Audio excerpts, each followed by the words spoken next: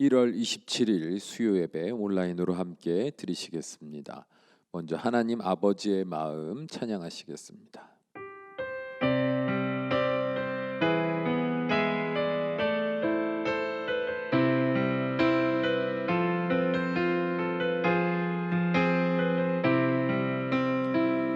아버지 당신의 마음이 있는 곳에 나의 마음이 있기를 원해요. 아버지 당신의 눈물이 고인 곳에 나의 눈물이 고이길 원해요. 아버지 당신이 바라보는 영혼에게 나의 두 눈이 향하길 원해요. 아버지 당신이 울고 있는 어두운 땅에 나의 두 발이 향하길 원해요. 나의 마음이 아버지의 마음 알아. 내 모든 뜻 아버지의 뜻이 될 수 있기를 나의 온 몸이 아버지의 마음 알아. 내 모든 삶 당신의 삶 되기를 나의 마음이 아버지의 마음 알아. 내 모든 뜻 아버지의 뜻이 될 수 있기를 나의 온 몸이 아버지의 마음 알아. 내 모든 삶 당신의 삶 되기를. 아멘. 우리 함께 기도하시겠습니다. 사랑과 은혜가 충만하사 우리 주 예수 그리스도로 말미암아 그 안에서 우리와 하나 되길 원하신 우리 아버지 하나님, 우리가 오늘도 하나님과 따로 떨어져 있는 자 되지 아니하며 주님이 우리 안에, 우리가 주님 안에 거하는 복된 인생 되게 하셨기에 우리가 이 거룩한 자리로 나와 예배하는 자 된 줄로 믿습니다.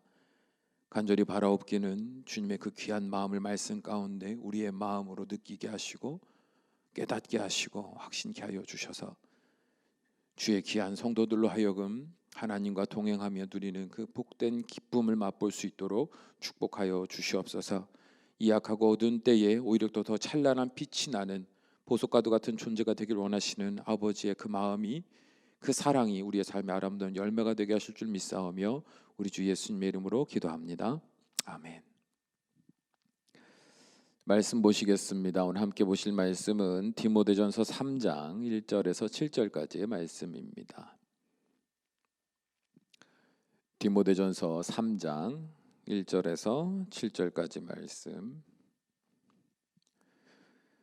우리 한 목소리로 함께 읽겠습니다. 미쁘다 이 말이여 곧 사람이 감독의 직분을 얻으려 함은 선한 일을 사모하는 것이라 함이로다. 그러므로 감독은 책망할 것이 없으며 한 아내의 남편이 되며 절제하며 신중하며 단정하며 나그네를 대접하며 가르치기를 잘하며 술을 즐기지 아니하며 구타하지 아니하며 오직 관용하며 다투지 아니하며 돈을 사랑하지 아니하며 자기 집을 잘 다스려 자녀들로 모든 공손함으로 복종하게 하는 자라야 할지며 사람이 자기 집을 다스릴 줄 알지 못하면 어찌 하나님의 교회를 돌보리요. 새로 입교한 자도 말지니 교만하여져서 마귀를 정죄하는 그 정죄에 빠질까 하며 또한 외인에게서도 선한 증거를 얻는 자라야 할지니 비방과 마귀 올무에 빠질까 염려하라. 아멘. 오늘 말씀의 제목은 하나님의 동역자로 준비시키시는 은혜입니다. 여러분은 어떤 사람이 인생의 성공을 맛볼 수 있다고 생각하십니까? 유대인 출신으로서 영국의 총리를 역임하였으며 또한 문학 작가로도 활동하며 수많은 명언을 만들어냈던 벤저민 디즈레일리는 이 질문에 대하여 다음과 같이 대답했습니다. 사람이 인생에서 성공하는 비결은 기회가 다가올 때 그것을 받아들일 준비가 되어 있는가 그렇지 않은가에 달려 있다라고 말입니다. 상상해 보십시오. 만일 여러분에게 누군가 대기업 회장의 자리를 맡기기 원한다면 여러분은 어떨 것 같으세요? 네. 드라마에서나 볼 법했던 상류층 사회의 문화를 즐기며 돈 걱정 없이 하고 싶은 대로 다 하고 사는 부유한 인생을 살 수 있게 됐다고 막 흥분이 되고 기쁠 것 같습니까? 그렇지 못할 겁니다. 왜냐하면 그 자리에서 내가 해야 할 일들이 얼마나 어마어마한 것들인지, 그리고 그 자리를 향한 수많은 사람들의 질투와 모함, 경쟁 속에서 살아남기 위해 얼마나 치열하고 냉정해져야 하는지에 대해서 진지하게 생각해 본다면 이는 아무나 감당할 일이 아닌 것을 대번에 알아차리게 될 것이기 때문입니다. 그러나 오랜 시간 동안 꾸준히 경영에 대해서 배우고 다양한 경험들을 통해서 수많은 시행착오 끝에 큰 성과를 맛본 사람은 이 말도 안 되는 기회가 찾아왔을 때 기꺼이 받아들일 수 있는 사람이 될 수 있을 것입니다. 그러므로 평소 주어진 삶 가운데 어떤 삶을 살았느냐는 자신에게 주어진 결정적인 선택의 순간에 큰 영향을 줄 수밖에 없는 겁니다. 이는 우리의 신앙생활에 있어서도 마찬가지입니다. 상식적으로 생각해 볼 때 하나님은 어떤 사람을 통하여 그 놀라운 역사를 이루어 가실까요? 네, 어렵지 않습니다. 바로 준비된 사람입니다. 하나님이 보실 때 영과 육의 삶에 준비가 잘 된 사람을 통해서 일하실 수밖에 없습니다. 성경을 보면 하나님은 노아라는 준비된 의인을 통하여 방주를 만들어 새로운 세상을 이어갈 수 있도록 하셨으며 아브라함이라는 준비된 의인을 통하여 구원의 역사를 여는 자가 되게 하셨음을 볼 수 있지 않습니까? 물론 때로는 준비되지 못한 자들을 통하여 하나님의 역사를 이어가게 하시기도 했습니다. 그러나 그들을 그냥 사용하신 적은 없어요. 반드시 그들을 준비시키신 후에 이제 됐다 하시는 그때에 그들을 들어 사용하셨죠. 그 대표적인 예로 요셉과 모세 그리고 주의 제자들과 사도 바울을 들 수 있지 않습니까? 아버지의 사랑을 독차지하며 무서울 것이 없었던 요셉은요, 가장 낮은 자리로 내려가서 오직 하나님만이 유일한 도움이신 것을 배웠고, 또한 애굽의 상류 사회의 구조를 간접적으로 경험하면서 이후에 총리로서 실행할 수 있는 실무를 배웠습니다. 그러니까 미리 준비된 거다 이 말이에요. 모세 또한 애굽의 왕자로 들어가서 그 나라의 종교와 문화, 정치 흐름을 배웠고 차후 이스라엘 백성을 출애굽시킬 때 그들과 교섭하는 일에 있어서 그 경험이 사용되었으며 미디안 광야에서 40년의 세월을 통해 척박한 땅에서의 생존을 배워 이후에 이스라엘 백성을 40년간 광야에서 인도할 수 있는 준비의 시간을 충분히 가졌습니다. 예수님의 제자들 또한 예수님과 공생의 3년을 함께하며 그 복음을 배웠고요. 또한 부활하신 예수님으로부터 감추어진 하늘의 비밀을 배웠고 마침내 성령 하나님의 임재를 경험함으로 준비되어 온 열방을 향해 나아가는 사도들의 삶을 살 수 있었습니다. 이 준비의 과정들을 통해서 사도 바울은요, 유대인들 중에 가장 뛰어난 율법 교사로부터 율법을 철저히 배웠고요. 이후 예수님을 만나 복음을 배워서요, 유대인들과 논쟁할 때 율법과 복음의 차이를 세밀하게 설명할 수 있는 사람으로 쓰임을 받았고, 그 경험과 그 지식은요, 이방 민족들이 예수님을 믿고 따르는 일에 있어서 그들에게 올바른 복음의 길을 제시하는 일에 사용되었습니다. 그러니까 성경에서 나오는 하나님이 들어쓰시는 사람들을 보면 하나같이 다 준비의 과정을 거쳐서 하나님의 일에 귀 쓰임을 받았다 이 말이에요. 처음에 예를 들었던 노아나 아브라함도 엄밀히 따지면 성경에서 우리가 하나님의 부르심을 받기 이전의 삶에 대해서 구체적으로 볼 수는 없었지만 그 이후의 삶을 보기만 하더라도 하나님은 그 이후로도 계속 그들을 훈련하시고 단련하시고 그래서 그 이후에 다음 일들을 이뤄가실 수 있도록 하나님이 그들의 인생을 통해서 궁극적으로 원하시는 바가 이루어질 수 있도록 그의 인생 가운데 계속적인 훈련을 통해 준비시키시는 과정이 연속되는 것을 우리는 볼 수 있습니다. 자, 그렇다면 하나님은 그 택하신 자들로 하여금 주의 나라와 영광을 위해 쓰임 받는 자가 될 수 있도록 어떤 준비를 할 수 있게 하실까요? 어떤 준비를 해 나가실까요? 오늘 본문의 말씀은요, 각 교회 감독의 자격에 대해서 이야기하고 있습니다.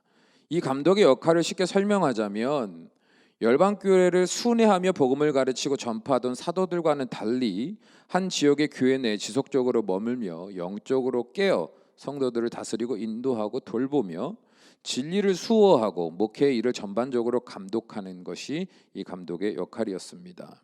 그러면 사도 바울은 이 감독을 맡을 자에 대한 자격에 대해서 뭐라고 말하고 있습니까? 크게 이제 세 가지 영역으로 나누어서 생각해 볼 수 있어요. 먼저는 개인의 삶이 얼마나 영적으로 모범이 되는가에 대한 평가입니다. 한 여자의 남편으로서 성적으로 얼마나 정결한가, 또한 나그네와 같은 이웃들을 향하여 겸손한 마음으로 정성을 다해 대접하는 그 온유한 온전한 마음이 그에게 있는가, 하나님의 말씀을 충분히 잘 가르칠 만큼 영적 지식이 풍부한가, 술에 의존하는 방탕한 삶을 살지 않으며 다른 이들에게 폭력을 행하지 않고 돈을 사랑하지 않는 삶을 살고 있는가 등에 대해서 이야기하고 있습니다. 둘째로 가정을 돌보는 자로서 영적인 모범을 보이고 있는가에 대한 평가입니다. 개인의 경건 생활을 넘어서 그 진정성 있는 영적인 삶이 자녀들에게도 본이 되어 그들로 하여금 거룩한 삶을 소망하는 자로 성장할 수 있도록 잘 양육하는지에 대해서 이야기하고 있어요.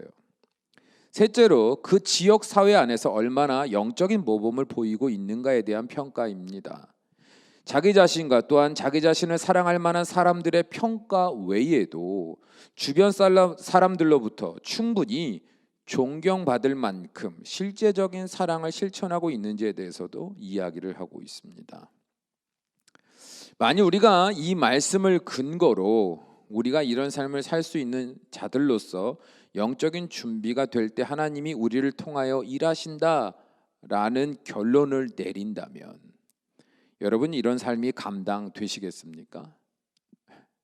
네. 아마도 하나님께 특별한 쓰임을 받는 삶 자체의 미련을 버리고 지금과 같은 평범한 삶을 사는 것이 더 낫다고 생각하게 될 겁니다.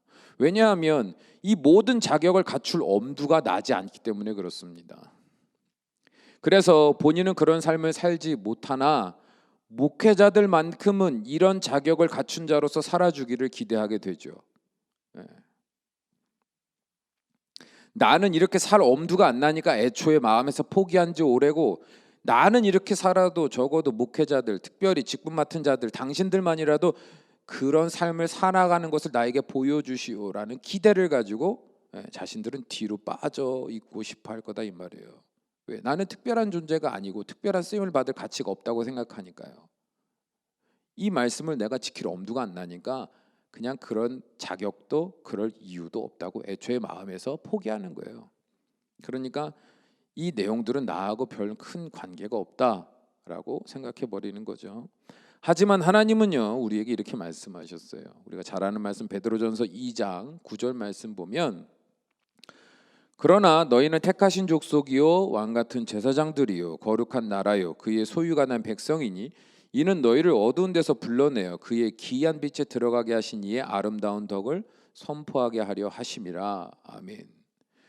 곧 우리 모든 성도는 다 예수 그리스도를 믿어 하나님의 거룩한 백성이 되었고, 그뿐 아니라 왕이신 하나님의 권세를 받아 이 땅의 그 거룩한 통치를 이어가는 자들이며, 또한 하나님 앞에 나아가 그 뜻을 받아서 세상 모든 사람들에게 그 복음을 전하는 자라고 말씀하고 계십니다. 그뿐만 아니라 하나님이 주신 복음을 받은 자들로 하여금 하나님 앞에 나아갈 수 있도록 돕는 제사장으로서 이 땅에서 빛과 같은 삶을 살아가라고 말씀하셨죠. 그러므로 만일 우리 모든 성도들로 하여금 영적인 사명의식을 가지고 뒤에서 머뭇거리는 자가 아니요 앞에 서서 최선을 다해서 맡겨주신 그 책임을 다하라는 말씀이 부담스러워서 피하는 자로만 살아간다면 이는 하나님 앞에 합당한 모습이 아니라는 사실을 깨달아야 합니다. 우리가 아무리 세상에서 큰 성공을 이루고 철저한 예배 생활을 잘 지킨다 하여도 결국 나 자신과 가정과 사회 안에서 주의 보냄받은 자로서의 삶을 온전히 살지 않는다면 하나님과 아무런 상관이 없는 사람이 될 수밖에 없다는 거죠. 그러므로 우리는 사도 바울이 말한 이 감독의 자격을 곧 하나님이 우리를 통하여 일하시기 위하여 반드시 준비되어야 할 우리 자신의 모습으로서 말씀하신 것임을 믿어야 합니다. 그렇다면 하나님께 쓰임 받는 자의 조건을 모두 열거하여 율법과 같이 하나하나 다 외우고 지켜 행하면 되는 겁니까? 우리는 자꾸만 복음을 들으면서도 율법적으로 적용하려는 습관을 갖고 있기 때문에 이런 말씀들과 이런 류의 질문들에 대하여 큰 부담을 갖게 됩니다. 여러분, 복음이 왜 기쁜 소식이라고 생각하세요? 왜 복음은 우리에게 기쁜 소식이 됩니까? 그 이유는 예수님의 보혈로 내 죄가 사함을 받고 구원을 받았을 뿐만 아니라 하나님의 영이 우리와 함께 하사 우리가 스스로 거룩할 수 없었던 그 한계를 넘어 하나님과 같이 거룩한 자로 성화되어 갈 수 있는 은혜까지 누리게 되었기 때문이다 이 말이에요. 그래서 복음은 우리에게 기쁜 소식인 겁니다. 내 스스로는 절대로 거룩한 그 길을 갈 수 없습니다. 내 스스로는 율법을 완벽하게 지켜서 하나님 앞에 흠없는 자로 완벽한 삶을 살 수가 없습니다. 우리는요. 가능성 제로예요. 그런데 예수 그리스도를 믿음으로 내가 깨끗한 그 죄사함을 받아 깨끗하게 됐을 뿐만 아니라 내 안에 성령 하나님이 그 하나님의 영이 임하여 계시면서 그 연약한 나로 거룩한 삶으로 살아갈 수 있도록 선한 마음으로 우리를 주도하신다. 이끄신다. 그래서 우리가 할 수 없는 그 거룩한 삶을 살 수 있게 된다. 이 얼마나 기쁜 소식입니까? 그래서 복음인 거예요. 나는 못하나 내 안에 성령 하나님이 나를 그렇게 인도하시니까 그게 된다 이 말이 우리 삶에. 그렇다면 이 은혜가 실제적으로 우리의 삶에 어떻게 드러나게 되는 걸까요? 1절의 말씀을 다시 한번 읽어봅니다. 1절 읽습니다. 미쁘다 이 말이요 곧 사람이 감독의 직분을 얻으려 함은 선한 일을 사모하는 것이라 함이로다. 아멘. 여기서 사도 바울은요 감독의 직분을 얻는 자의 자격을 행위로 이제 쭉 열거하기 이전에 그 행위의 근본이 되는 마음가짐에 대해서 오늘 1절에서 말하고 있는 거예요. 곧 선한 일을 사모하는 마음을 가진 자가 감독의 자격을 갖춘 자라고 이야기하고 있는 겁니다. 그러니까 어떤 권력을 얻기 위한 욕망으로 감독을 탐하는 자들이 아니라 정말 순수한 마음으로 하나님이 기뻐하시는 선한 일을 사모함으로 쓰임받기를 원하는 자들을 말하고 있는 거예요. 그러면 이 선한 일을 사모하는 마음은요 어떻게 갖게 되는 거예요? 우리가 노력해서 갖게 되는 겁니까? 내가 그런 마음 갖기로 결단해서 갖게 되는 거예요? 아니에요. 이거는요 우리가 스스로 갖는 게 아니에요. 절대로 우리 안에는요 선한 마음을 스스로 우리가 자발적으로 가질 수가 없습니다. 선한 양심을 따라서 착한 일을 하고 뭐 동정을 베풀고 이런 일을 말하는 게 아니에요. 근본적으로 우리가 우리의 모든 죄악의 본능을 거슬러 이겨 근본적인 그 선, 삶의 모든 방향성, 모든 태도를 그 선의 방향으로 옮겨가는 그 에너지를 말하는 거예요. 몇몇 그냥 좋은 일, 착한 일 이런 거 말고 이거는 자연스럽게 하나님의 형상이 우리 안에 남아서 우리 안에 드러나게 되는 그 양심의 증거들이고요. 근본적으로 이런 몇몇 가지의 양심의 어떤 행위들 말고요. 근본적인 모든 태도의 변화, 선한 양심, 선한 방향으로 흘러가는 그 모든 에너지를 말하는 거거든요. 이런 거는요 우리가 가질 수가 없어요. 더군다나 이 선하다라는 것은요 하나님이 보시기에 옳은 것이 선한 것이기 때문에 때로는요 인간의 관점에서는 절대 악하다, 절대 선하다 하지 않는 영역, 그러니까 선한 가치로서 존중받지 못하고 굳이 이렇게 살지 않아도 괜찮아라고 말하는 부분들까지도 하나님이 보실 때 선하다 하시면 육신의 생각과 기준과 그 한계를 넘어서는 그 삶의 방향까지도 소유하고 또 소화하면서 걸어가는 그 모든 것들을 이제 하나님 앞에 선한 일을 사모하는 마음이라고 표현하는 거예요. 그러니까 절대 인간 스스로가 가질 수 없는 마음이에요. 그럼 이 마음이 어디서 나오는 거예요? 로마서 8장 28절에 보면 우리가 알거니와 하나님을 사랑하는 자 곧 그의 뜻대로 부르심을 입은 자들에게는 모든 것이 합력하여 선을 이루느니라. 아멘. 곧 하나님은 직접 부른 자들의 삶에 일어나는 모든 일이 궁극적으로 최종적인 구원인 선에 이르는 데 도움이 되도록 직접 역사하신다 이 말이에요.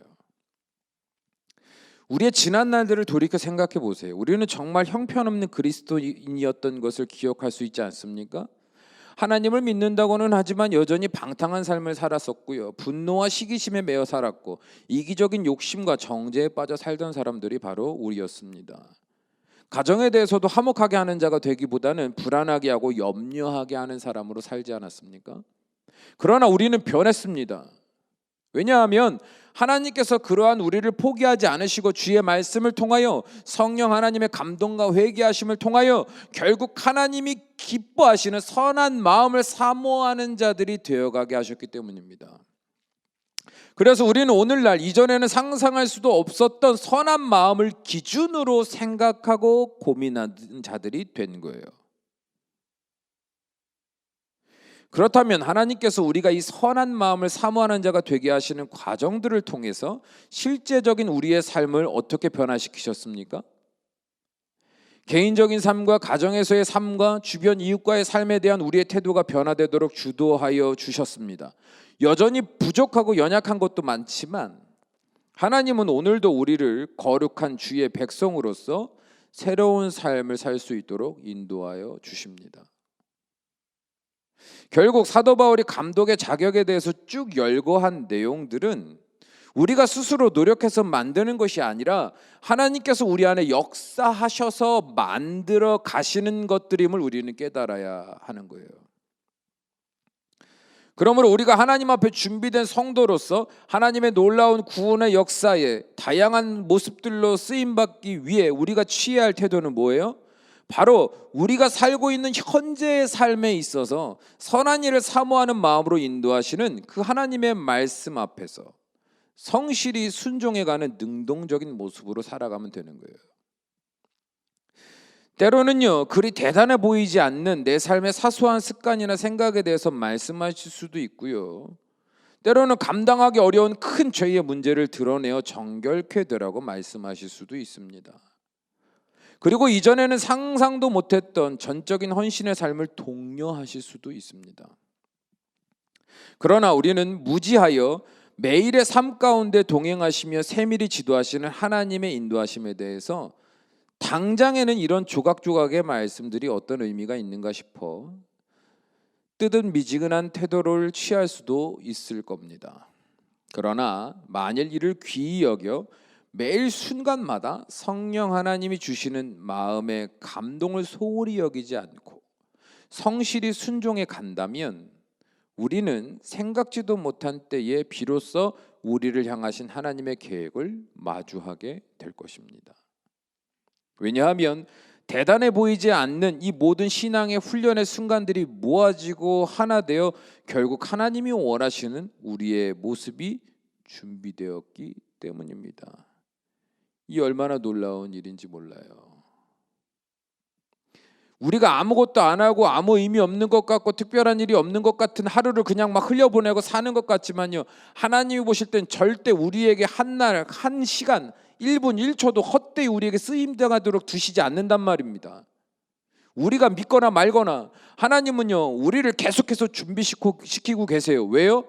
우리의 마음, 우리의 양심, 우리의 영혼을요, 하나님의 뜻을 따라 살 수밖에 없는 선한 양심, 선한 마음을 가지고 살아가기를 소망하는 믿음의 사람들로 변화시키시는 그 과정들을 통해 마침내 준비된 그날 하나님께서 우리를 통하여 일하시려고 매일매일 우리를 훈련하시고 준비케 하신다 이 말입니다. 사랑하는 여러분, 하나님이 우리 각 사람을 선한 마음을 가진 자로서 거룩한 소망을 품는 자 되게 하시는 것을 기뻐하십시오. 때로는 그 과정을 살아내는 것이 고통스럽고 이게 무슨 유익이 있는가 하는 의심이 들 수도 있겠지만 다시 한번 신실하신 하나님을 바라보며 믿음으로 인내하며 최선을 다해 주의 말씀을 따라서 주어진 삶을 살아가십시오.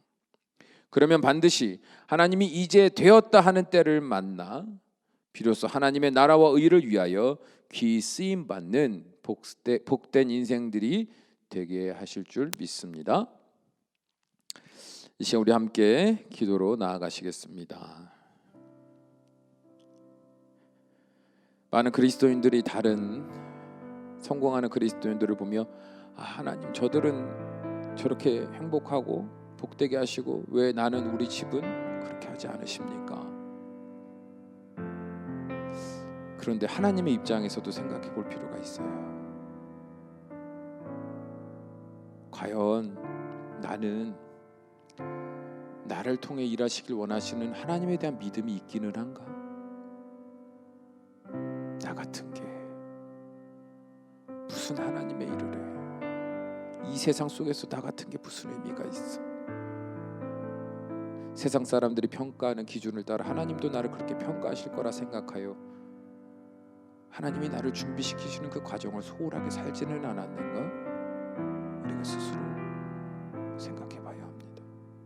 이 시간 기도할 때 아버지 우리의 믿음을 더하여 주셔서 내가 지금껏 살아온 모든 날들도 헛되지 아니하여 고난도 오히려 연합하여 선이 되게 하시고 나의 외로웠던 고독했던 순간들마저도 하나님께서는 더욱더 하나님을 향하며 하나님의 뜻대로 쓰임받을 수 있는 복된 자 되게 하시려고 비우시고 새롭게 하시는 시간들이었음을 비로소 믿게 하여 주셔서 이후로 내가 살아가는 모든 날들이 결국엔 하나님이 나를 통하 일하시길 원하시는 그 뜻을 따라 나를 훈련하시고 준비시키시는 과정임을 믿음으로 어떤 순간 속에서도 담대하게 성실하게 그 시간들을 주의 말씀 붙들고 살아가는 믿음의 우리가 되게 하여 주시옵소서.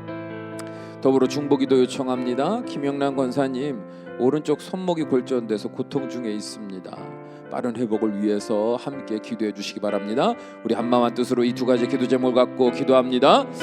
아버지 하나님, 우리는 미련합니다. 깊으신 하나님의 뜻을 다 알지 못합니다. 하나님께서 말씀하셔도 이해하지 못하고 이해한다 하더라도 아버지 여전히 우리는 교만하여서 내가 생각하는 것, 내가 살아내는 것이 더 급하고 더 먼저 되어 하나님의 음성을 소홀히 여길 때가 얼마나 많은지 모릅니다. 그래서 하나님께서 우리의 삶을 통하여 이루시고자 하시는 그 놀라우신 인도하심 속에서도 우리는 그 삶에서 벗어나고 그 말씀을 벗어나고 그 뜻을 벗어나서 내가 옳다 하는 대로 살아가고자 하는 안타까운 인생으로 아버지 이리저리 방황할 때가 얼마나 많았는지 모릅니다.